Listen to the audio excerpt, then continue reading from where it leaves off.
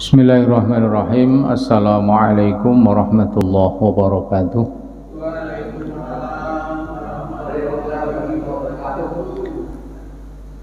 Al-Ahdiniyah Al-Fatihah. A'udzu billahi minasy syaithanir rajim. Bismillahirrahmanirrahim. Alhamdulillahi rabbil alamin. Ar-Rahmanir Rahim. Maliki yaumiddin. إياك نعبد وإياك نستعين اهدنا الصراط المستقيم صراط الذين أنعمت عليهم غير المغضوب عليهم ولا الضالين آمين. Surat Al-Maidah ayat 4 ya. Surat Al-Maidah ayat 4. A'udzu billahi minasy syaithanir rajim. Bismillahirrahmanirrahim. يسألونك ماذا أحل لهم قل أحل لكم الطيبات وما علمتم من الجوارح مكلبين تعلمونهن مما علمكم الله فكلوا مما أمسكن عليكم واذكروا اسم الله عليه واتقوا الله إن الله سريع الحساب. اليوم أحل لكم الطيبات وطعام الذين أوتوا الكتاب حل لكم وطعامكم حل لهم والمحصنات من المؤمنات والمحصنات من الذين أوتوا الكتاب من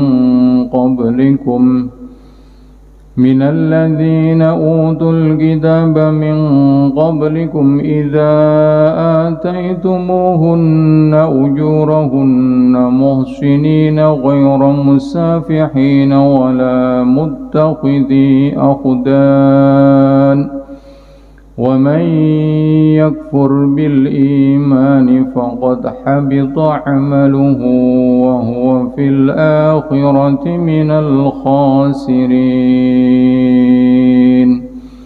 Sadaqallahul Azim. Monggo Pak Woto artinya. Bismillahirrahmanirrahim. Mereka bertanya kepadamu, apakah yang dihalalkan bagi mereka?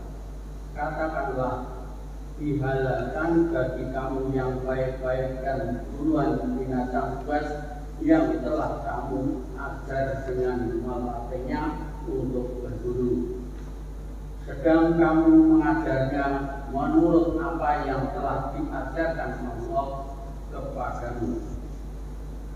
Maka makanlah dari apa yang ditangkapnya untukmu. Dan sebutlah nama Allah atas binatang pembunuh itu waktu melepaskannya.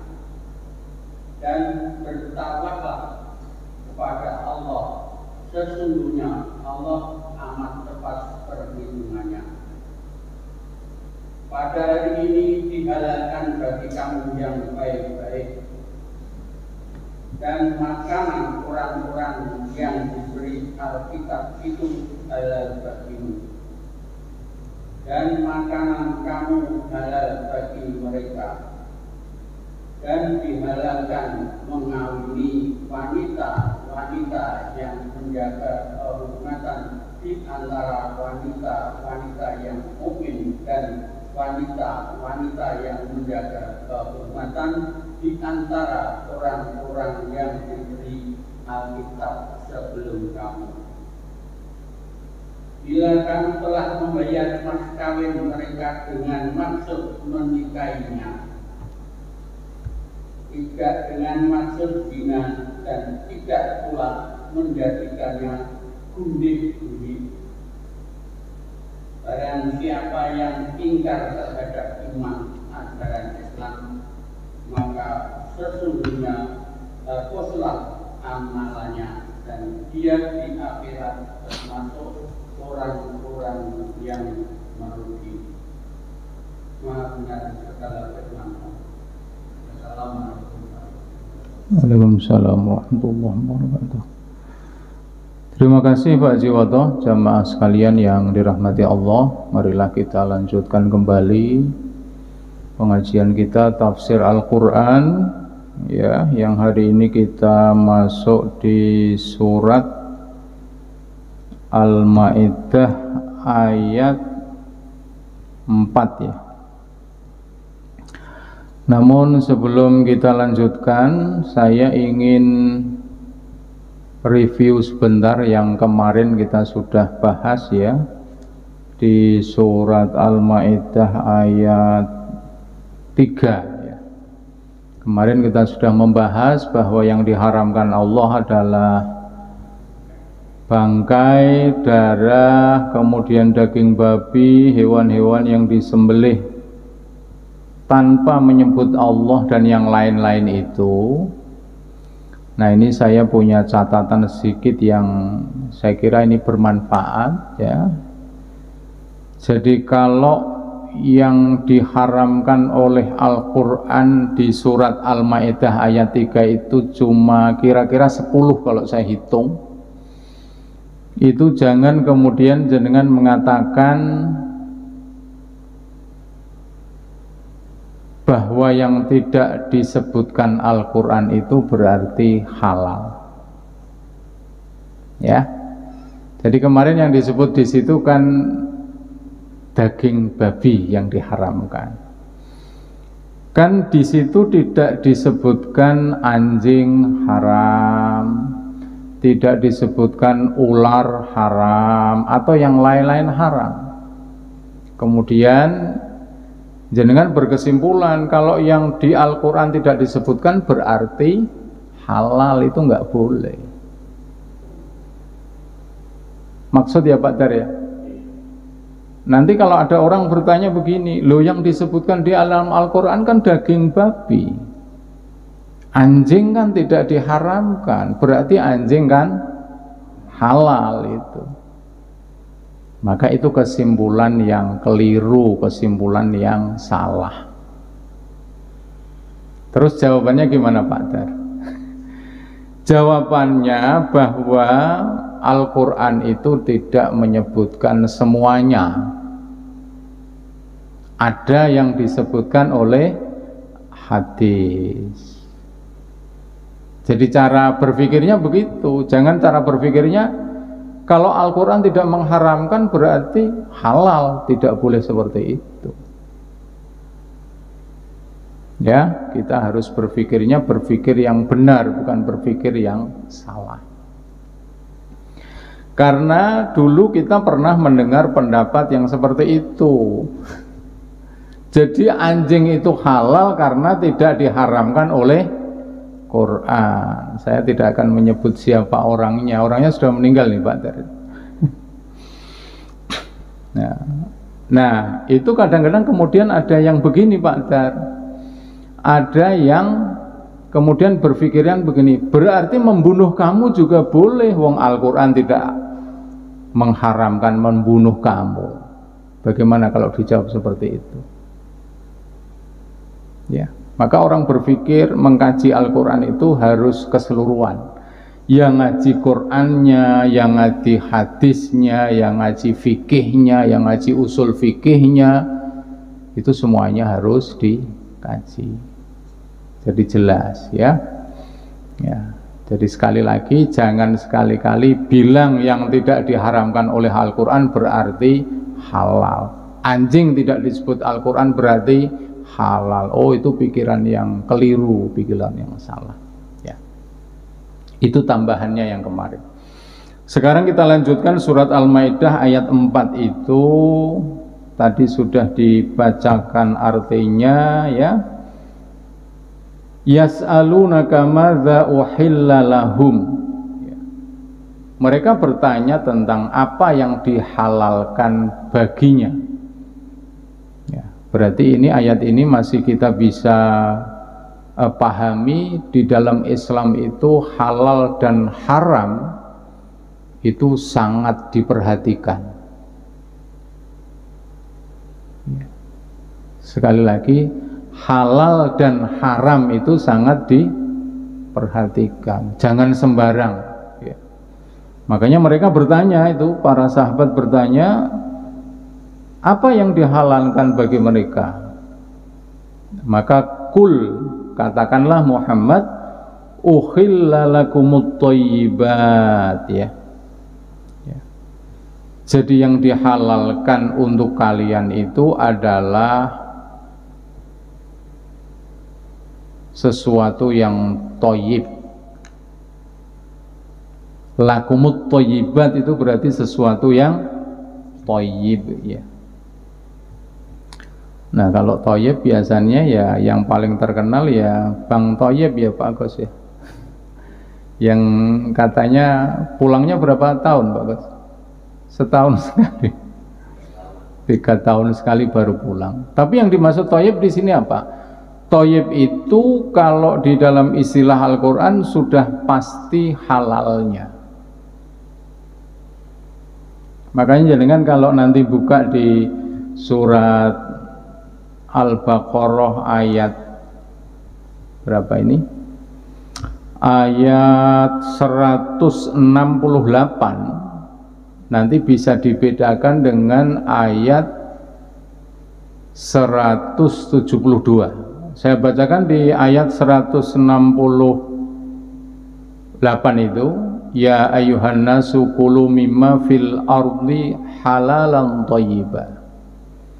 Allah memanggil, wahai manusia, makanlah sesuatu yang ada di bumi itu yang halal dan thayyib. Ini jangan kalau perhatikan ya ayyuhan nas itu masih umum, berarti Al-Quran masih menganggap semuanya. Ya, sering saya katakan itu. Jadi wahai manusia, makanlah apa yang ada di bumi itu sesuatu yang halal dan thayyib. Nah, thayyib tadi sudah saya katakan adalah pasti halalnya. Ini berbeda dengan firman Allah yang ada di surat yang sama, surat Al-Baqarah ayat 172, ya ayyuhalladzina amanu kulu min thayyibati ma razaqnakum. Wahai orang-orang yang beriman, makanlah sesuatu yang baik dari apa yang telah dirizkikan oleh Allah kepada kalian.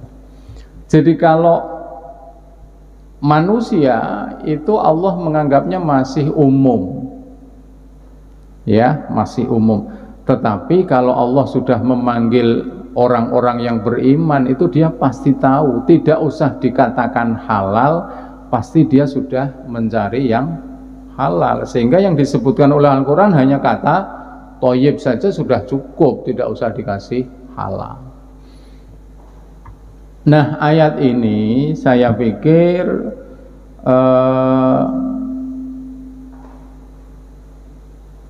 orang sudah maklum ya bahwa thayyib itu adalah sesuatu yang sudah pasti halal. Di sini saya carikan tadi di tafsirnya, artinya thayyib itu kira-kira yang pertama bersih zatnya, bahannya bersih. Kemudian yang kedua, tidak rusak atau kadaluarsa. Jadi ada makanan yang halal, tapi kalau sudah kadaluarsa itu tidak thayyib. Makanya ada sidak dari Dinas Perdagangan Perindustrian, gabungannya dengan polisi itu biasanya kalau mau menjelang hari raya itu mereka datang ke swalayan supermarket ingin melihat ini expirednya masih berlaku atau sudah kadaluarsa. Itu dalam rangka memastikan apa Pak Dar? Memastikan supaya makanan itu benar-benar thayyib, benar-benar steril, yang dikonsumsi oleh masyarakat itu benar. Ya, itu makna yang kedua ya, makna thayyib. Kemudian yang makna yang ketiga adalah tidak tercampur dengan najis, itu thayyib. Ya, makanya jenengan hati-hati kalau jajan itu. Kalau jenengan jajan itu,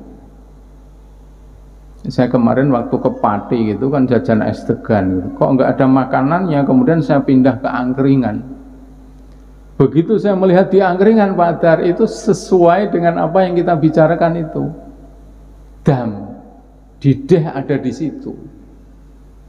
Maka saya kemudian nggak jadi di situ, nggak jadi beli di situ. Apa? Khawatirnya apa? Jangan-jangan makanan-makanan yang ada di situ itu sudah kecampur dengan dideh itu, Mas. Makanya kalau jajan itu harus hati-hati. Kok ono dideh, lebih baik nggak usah di situ. Sudah pergi. Maka itu pembahasan dari apa?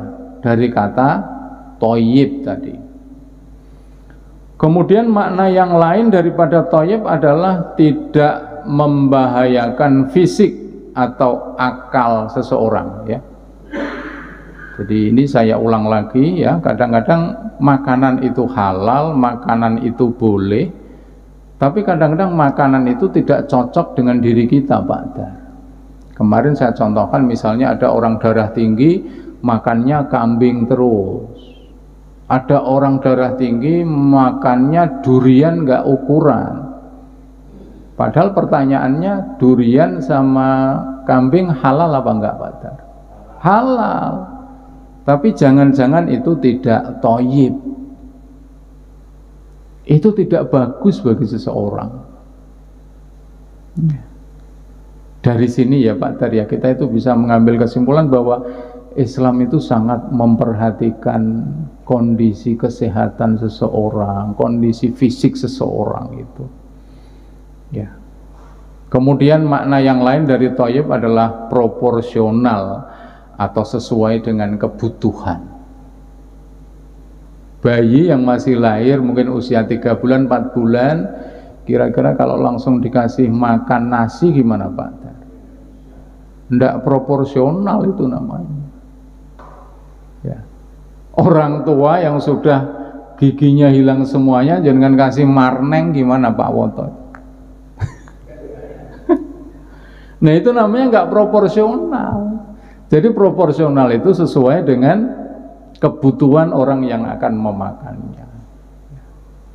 Ya, jadi kita bisa belajar ya hari ini bahwa Islam itu cakupannya sangat luas. Dari sisi makanan pun diperbincangkan ya. Itu dari kata-kata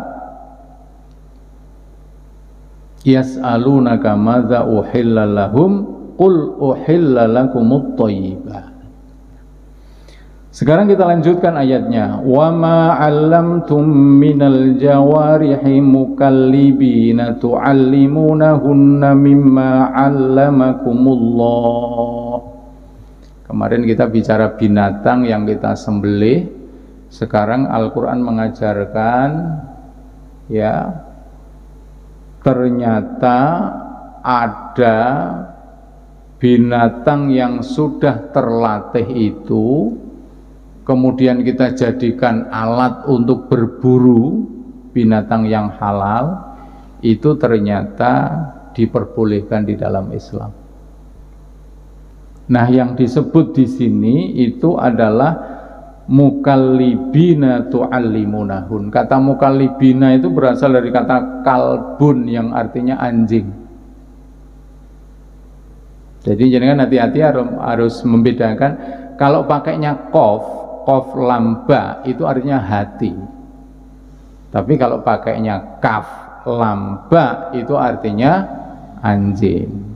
Nah, yang dimaksud di sini adalah anjing yang sudah terlatih itu boleh dijadikan alat untuk berburu dan binatang buruannya itu halal dimakan oleh si pemilik anjing itu. Makanya dulu terkenal dengan guyonan Pak Gos itu. Pernah dengar Pak? Ya. Pak Yai gue kan Islam tapi ngingoni anak asu. Iya Pak Dar ya. Ya ngingoni anak asu ya ora apa-apa. Jadi sebenarnya nggak ada masalah. Jadi kan punya anjing itu nggak masalah.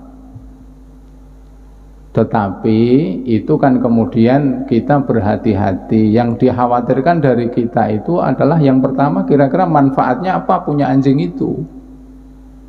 Pertama. Terus yang kedua, kita bisa nggak menjaga najis anjing itu. Itu yang jadi pertanyaan. Jadi kalau kita tidak bisa menjaga, malah jadi najis semuanya, ya lebih baik kita nggak punya anjing. Nah, keluarga saya itu kan termasuk pecinta kucing, Pak. Itu dulu waktu masih punya kucing banyak di rumah itu, kalau yang sakit, kalau memandikan itu ke tempat apa namanya Pak Gus itu? Pet shop ya. Pet shop itu. Itu yang punya itu Pak Kaji itu. Nah di sana itu yang dilakukan ya tidak hanya kucing saja yang dimandikan, anjing juga dimandikan. Tetapi ternyata Pak Kaji itu ya pintar. Artinya diajari bahwa najis anjing itu termasuk najis mughalladho. Dan bisa dibersihkan dengan apa? 7 kali dibasuh dengan air, yang 1 dengan debu. Jadi nggak masalah itu. Ya. Nah kembali lagi tadi, anjing itu boleh dijadikan alat untuk berburu. Nah di tafsir Bapak Ibu sekalian disebutkan bahwa sebenarnya tidak hanya anjing saja, tapi semua binatang pemburu yang telah diajari pemiliknya. Mestinya ini apa? Profesional ya Pak Dar ya. Ya. Nah sekarang hari ini kenapa yang disebut oleh anjing, dan hari ini kita melihat yang paling populer adalah anjing. Jadi kalau misalnya ada kejahatan yang dipakai apa Pak Dar? Untuk melacak apa? Anjing. Makanya Al-Quran ya tidak salah menyebutkan bahwa yang dimaksud mukallibina itu aslinya sebenarnya binatang, semua binatang yang bisa dijadikan alat untuk berburu, tetapi yang masyhur atau yang populer itu adalah anjing. Makanya kalau jenengan ke Polda atau kemana itu kan ada pasukan khusus yang membawa anjing ya Pak Woto ya. Betul itu. Dan Al-Quran berarti tidak salah. Nah ditunjukkan oleh tafsir juga bagaimana kalau si anjing itu atau binatang buas itu yang dibuat untuk berburu itu sudah pandai, itu tandanya kayak apa? Ternyata tandanya adalah dia menurut. Kalau misalnya disuruh pergi dia pergi, dia disuruh datang dia datang, dan nanti kalau dia berburu itu tidak dimakan tapi langsung diberikan kepada tuannya ya. Jadi nanti kalau jenengan sudah melihat ayat ini, jenengan tidak bingung kalau ada orang berburu pakai anjing, misalnya orangnya Islam misalnya, ya enggak apa-apa, diperbolehkan ya. Jadi itu tandanya ya, kalau disuruh pergi dia pergi, disuruh tidak makan dia tidak makan, dan nanti dia kemudian memberikan hasil tangkapannya itu kepada tuannya. Nah bagaimana caranya? Itu di ayat Al-Quran disebut fakulu mimma amsakna alaikum wadhkurusmallahi alaihi. Jadi kalau jenengan punya anjing kemudian dijadikan alat untuk berburu, itu sesuai dengan ajaran Al-Quran, ketika jenengan melepas itu jenengan sebut asma Allah. Jadi seakan-akan ya, ini seakan-akan itu jenengan sudah, bahasanya ini mudahnya meskipun itu tidak benar, sudah menyembelih dengan binatang itu. Tapi nanti binatang itu akan memberikan kepada tuannya dan disembelih lagi. Ya. Jadi caranya begitu. Wadhkurusmallahi alaih wattaqullah innallaha sari'ul hisab. Pesannya Al-Quran selalu bertakwalah kepada Allah. Jadi ternyata saya baca, kenapa kok disuruh bertakwa kepada Allah? Saat berburu, hendaknya ketentuan-ketentuan di dalam agama itu diperhatikan. Misalnya tidak menghabiskan waktu untuk berburu sehingga lalai semuanya, sembayangi lali, keluarganya lali dan sebagainya. Kemudian yang harus diperhatikan lagi adalah jangan sampai memusnahkan binatang yang diburu. Ya. Jadi kalau kita lihat di media TV itu kan ada berita bahwa misalnya gajah tinggal berapa di dunia, itu kan ada seperti itu. Ya.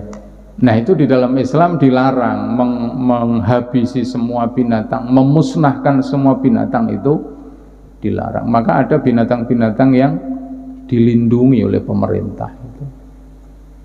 Nah, itu maknanya apa? Maknanya surat Al-Maidah ayat 4 ya. Sudah jam berapa Pak Dar? Isya-nya jam berapa Pak Dar? Isya jam berapa Pak Dar? Masih berapa menit? 17 menit. Kita lanjutkan ayat yang kedua sekarang. Kita lanjutkan ayat yang kedua. Al-yauma uhilla lakumut thayyibat. Ya, diulang lagi. Berarti apa? Perhatian Al-Quran terhadap sembelian yang halal itu sangat diperhatikan. Pada hari ini dihalalkan bagi kamu sembelihan-sembelihan yang baik. Kemarin saya sudah singgung ya di beberapa pertemuan yang lalu, kalau jenengan nyembelih itu harus 2 otot terputus. Gos, kalau mau nyembelih sendiri bismillahirrahmanirrahim, 2 otot harus terputus. 1 otot lewatnya makanan itu, yang kedua otot nafas itu harus terputus. Maka kalau orang menyembelih, kalau jenengan lihat, katakanlah ini kok baru 1 otot, itu kemudian diginikan untuk memotong otot yang kedua. Nah, biasanya kalau nyembelih jago itu Pak Gos sulit. Makanya saya ingat bapak saya, kalau nyembelih jago pasti lidahnya itu ditarik dulu, kemudian dikempit dengan mulutnya itu, baru kemudian disembelih. Karena kalau jago kadang-kadang lepas itu ototnya naik ke atas, berarti nggak kepotong. Kalau nggak kepotong, berarti sembelihannya tidak thayyibat, sembelihannya tidak halal. Ya. Nah, kemarin yang disinggung Pak Woto, kalau di pasar itu hanya dicrit gitu saja. Itu bahkan kedua-duanya tidak putus, itu saya yakin kedua-duanya tidak putus. Menganya cerit gitu saja, Pak. Ya. Jadi al-yauma uhilla lakumut thayyibat. Kemudian yang kedua, wa ta'amul ladzina utul kitaba hillul lakum wa ta'amukum hillul lahum. Makanan-makanan orang yang diberi kitab atau disebut dengan ahli kitab. Dulu sudah saya sampaikan, ahli kitab itu adalah Yahudi dan Nasrani. Itu halal bagi kamu makanannya, dan makanan kamu juga halal untuknya. Ya. Jadi kita tidak menganggap yang halal di mereka kemudian kita haramkan karena beda keyakinan, tidak boleh. Jadi misalnya ini saya contoh, misalnya saya silaturahmi ke orang yang beda agama misalnya. Kalau saya disuguhi, ini saya belum masuk ayat ini loh Pak Dar. Kalau saya disuguhi sesuatu yang halal, ya saya boleh memakan dari apa yang dia suguhkan, yang saya hidangkan. Ya. Dan mereka kalau datang kepada kita, makanan kita juga halal bagi mereka. Jadi kalau jenengan disuguhi sesuatu yang halal, jangan ditolak. Cuman sekarang masalahnya adalah kalau itu dalam hal sembelihan atau makanan-makanan yang lain, jenengan juga harus hati-hati. Ya Pak Dar ya, harus hati-hati. Misalnya nggak tahu jenengan dikasih daging apa itu juga harus hati-hati. Ini dalam rangka apa? Dalam rangka menjaga sesuatu yang masuk kepada kita itu benar-benar makanan yang thayyib, bergizi, higienis, sesuai dengan asupan tubuh kita. Jangan sampai yang masuk ke diri kita itu sesuatu yang tidak thayyib, makanan yang haram tadi misalnya ya. Nah di sini ada di dalam tafsir itu disebutkan begini Pak Dar. Yang dimaksud ahli kitab itu orang hari ini atau orang pada zamannya Rasulullah. Itu yang jadi permasalahan. Ya, orang Yahudi dan orang yang Nasrani yang disebut di ayat itu, pertanyaannya atau diskusinya adalah itu orang-orang pada masa Rasulullah atau yang sama sampai hari ini keturunan mereka gitu. Nah itu jangan pikirkan ya, itu pikirkan ya.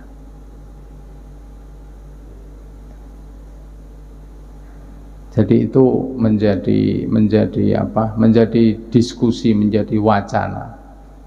Yang dahulu apa sampai sekarang? Kalau yang dahulu berarti yang sekarang kita harus lebih ekstra hati-hati. Katakanlah yang dahulu misalnya boleh ya, pada zaman Rasulullah misalnya, tapi kalau itu kemudian ayatnya hanya untuk yang dahulu, berarti yang hari ini jenengan harus ekstra hati-hati. Ya, sehingga kalau saya katakan ya, kalau jenengan disuguhi buah ya dimakan. Ya. Maka itu sangat berhati-hati. Kemudian yang selanjutnya, wal muhsanatu minal mu'minat wal muhsanatu minal ladina utul kitab min qablikum idza ataitumuhunna ujurahunna muhsinina ghairu musafihina wala muttakhidhi akhdan. Itu artinya wanita-wanita ahli kitab pada masa dahulu itu boleh dinikahi oleh orang-orang Islam zaman dahulu ya. Ini mungkin ini hanya praduga saya, kalau zaman dahulu bisa jadi ajaran-ajarannya masih orisinil, masih mungkin tauhidnya masih kepada Allah ya. Tetapi ayat ini kemudian dijelaskan di dalam tafsir sudah dibatalkan dengan kalimat wala tankihul musyrikina hatta yu'minu ya.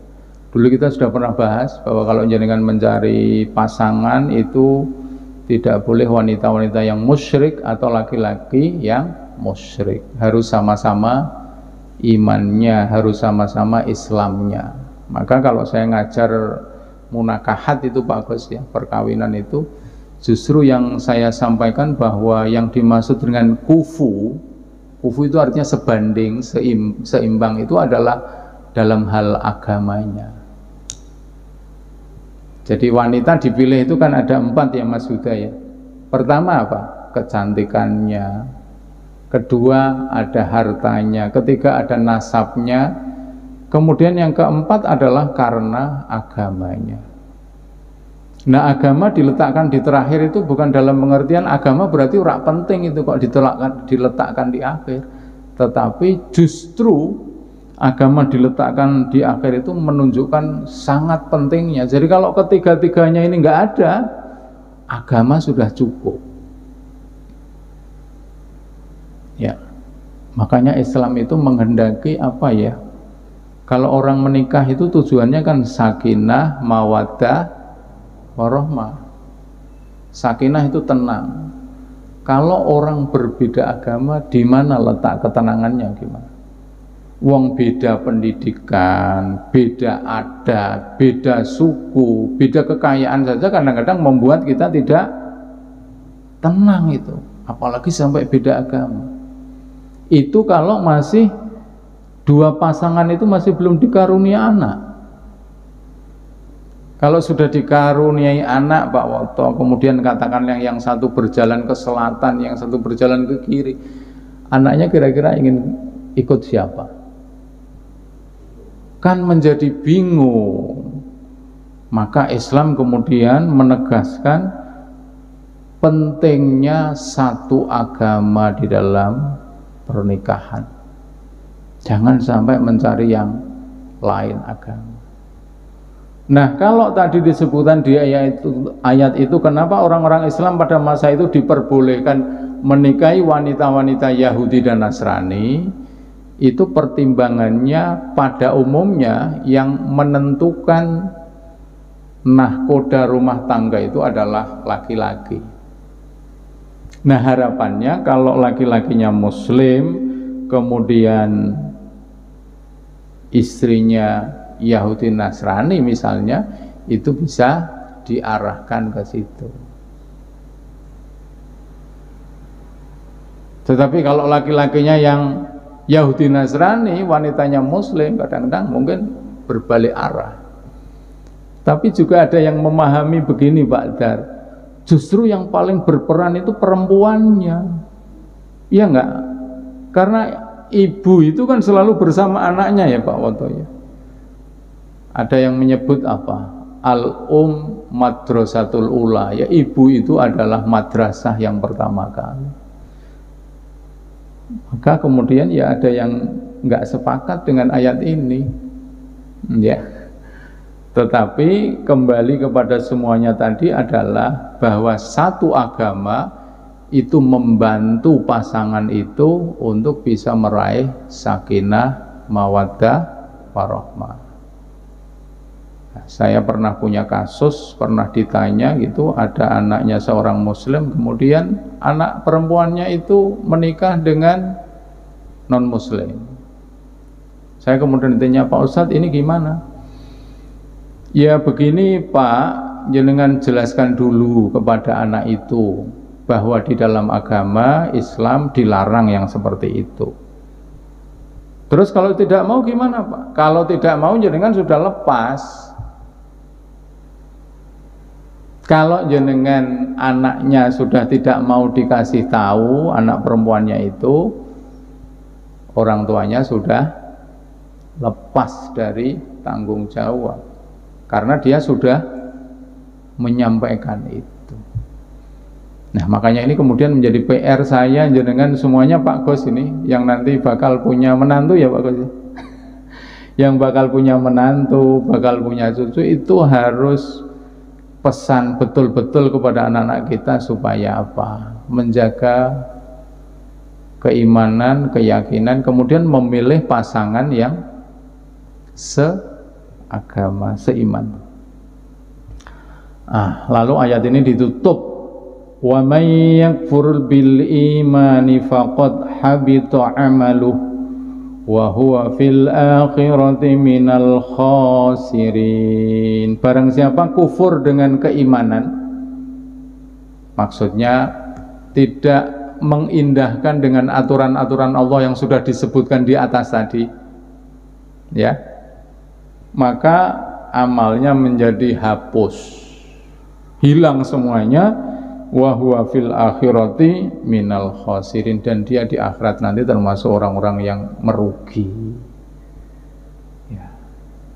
Makanya kita harus sangat berhati-hati ya, menjaga keluarga kita, menjaga keturunan kita, supaya kalau saya dulu pernah diundang di MAJT itu, saya beri judul menjaga keluarga dunia akhirat.